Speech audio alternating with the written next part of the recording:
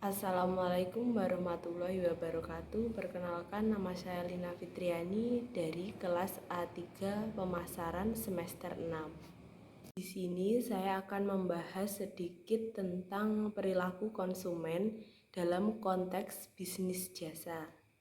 Yang pertama yaitu apa pengertian perilaku konsumen dalam konteks bisnis jasa. Menurut Shipman, Kanuk, dan Wiesenblit pada tahun 2010, yaitu perilaku yang ditunjukkan konsumen dalam mencari, membeli, menggunakan, mengevaluasi, dan menghentikan konsumsi produk yang mereka harapkan dapat memuaskan kebutuhan mereka. Berikutnya yaitu apa saja tipe konsumsi. Yang pertama ada self-concept attachment, yaitu produk pembantu identitas diri konsumen. Dan yang kedua ada nostalgic attachment, yaitu produk bisa menghubungkan konsumen dengan kenangan masa lalunya.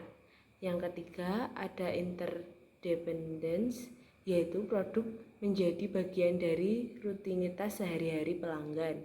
Yang keempat ada love, yaitu produk membangkitkan ikatan emosional tertentu seperti kehangatan, semangat, dan emosi lainnya. Berikutnya yaitu apa saja pentingnya perilaku konsumen. Yang pertama yaitu pencapaian tujuan bisnis dilakukan melalui penciptaan kepuasan pelanggan. Pemahaman perilaku konsumen dapat mengetahui apa yang diharapkan pelanggan. Dan yang kedua yaitu dalam rangka mengimplementasikan orientasi pelanggan diperlukan pengembangan yaitu customer culture. Dan yang berikutnya yaitu mempelajari cara menjadi konsumen yang bijak agar dapat membuat keputusan pembelian yang lebih optimal. Berikutnya ada stimulus pembelian. Yang pertama yaitu ada commercial cues, yaitu stimulus bagi konsumen untuk melakukan pembelian sebagai hasil promosi perusahaan, yaitu contohnya seperti iklan. Yang kedua ada social cues, yaitu stimulus yang didapatkan dari kelompok referensi yang dijadikan panutan seseorang. Dan yang ketiga ada physical cues, yaitu stimulus yang ditimbulkan karena kondisi fisik, yaitu seperti lapar, haus, dan lain-lainnya. Berikutnya yaitu ada atribut jasa, dibagi menjadi 3, yaitu yang pertama ada penarian atribut atau search attribute, merupakan karakteristik berwujud yang dapat dinilai pelanggan sebelum membeli untuk jasa dokter, misalnya dapat diperlihatkan izin praktek. Dan yang kedua ada atribut pengalaman, yaitu experience attribute, merupakan hal-hal yang tidak bisa dievaluasi sebelum pembelian dilakukan. Dan yang ketiga ada atribut kredibilitas, yaitu yang biasa disebut dengan credence attribute, merupakan karakteristik produk yang dirasakan oleh para pelanggan masih sulit untuk dievaluasi bahkan ketika mereka sudah mengkonsumsi. Berikutnya yaitu ada metode pelanggan dalam mengurangi risiko. Yang pertama yaitu secara pribadi mencari informasi dari sumber yang dipercaya dan dihormati seperti keluarga dan teman. Dan yang kedua, menggunakan situs web untuk membandingkan jasa yang ditawarkan serta melihat ulasannya. Yang ketiga, mempercayakan kepada perusahaan yang memiliki reputasi baik. Dan yang keempat, mencari garansi dan jaminan. Yang kelima, menanyakan kepada karyawan yang cukup berpengalaman mengenai produk jasa. Dan yang keenam, yaitu mengunjungi fasilitas layanan atau tempat uji coba sebelum melakukan pembelian atau melihat penghargaan yang dimenangkan oleh perusahaan tersebut. Selanjutnya, apa saja strategi membangun kepercayaan pelanggan? Yang pertama yaitu mendorong para pelanggan untuk mengenali layanan dari brosur atau situs web dan video. Dan yang kedua, mendorong para pelanggan untuk mengunjungi fasilitas layanan sebelum melakukan pembelian. Dan yang ketiga, menawarkan uji coba gratis yang cocok untuk jasa dengan atribut pengalaman yang tinggi.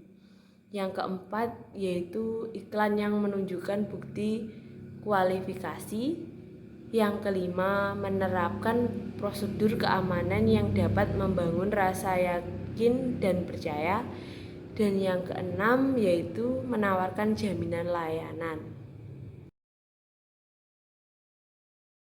Berikutnya yaitu pelanggan mengevaluasi jasa. Yang pertama ada tangibles atau bukti langsung, meliputi fasilitas fisik dan bisnisnya, pegawai, perlengkapan dan sarana komunikasi. Kedua ada reliability atau keandalan, merupakan kemampuan dalam memberikan pelayanan yang dijanjikan dengan cepat, tepat, dan memuaskan pelanggan. Yang ketiga ada responsiveness, yaitu daya tangkap, merupakan keinginan dari para staf dan karyawan yang tanggap dalam memberikan pelayanan dan membantu pelanggan. Yang keempat ada assurance atau jaminan, meliputi knowledge, skill, sopan santun karyawan, dan sifat yang dapat dipercaya yang dimiliki oleh para staf dan pelanggan merasa bebas dari bahaya ataupun resiko. Yang keempat ada empathy atau empati, yaitu meliputi kemudahan dalam melakukan hubungan komunikasi yang baik, perharian personal, dan memahami kebutuhan pelanggan. Berikutnya ada transaksi jasa sebagai bentuk titer. Metafora titer, yaitu upaya untuk mengkomunikasikan bagaimana seseorang dapat melihat panggung layanan untuk menciptakan pengalaman yang diinginkan oleh pelanggan. Pertama ada teori peran, yaitu kombinasi dari sejumlah pertanda sosial atau ekspektasi pelanggan yang memandu perilaku dalam suatu keadaan atau konteks yang spesifik. Kedua ada teori naskah, sebuah layanan atau servis script merincikan berbagai rentetan perilaku para pegawai dan para pelanggan yang harus dilakukan selama pengantaran layanan. Berikutnya yaitu ada persepsi resiko atas pembelian jasa. Dibagi menjadi 6 bagian, yaitu yang pertama fungsional atau hasil yang tidak memuaskan, dan yang kedua finansial atau kehilangan uang, biaya tak terduga, dan yang ketiga ada waktu, buang-buang waktu atau penundaan. Yang keempat yaitu fisik psikologis atau kekuatan dan emosi pribadi. Dan yang kelima ada sosial, bagaimana pikiran dan reaksi orang lain. Dan yang keenam yaitu sensor indera, dampak yang tidak diinginkan pada kelima indera. Sekian materi yang dapat saya sampaikan dalam video ini, semoga bermanfaat. Apabila ada kesalahan dan kurangnya saya mohon maaf. Wassalamualaikum warahmatullahi wabarakatuh.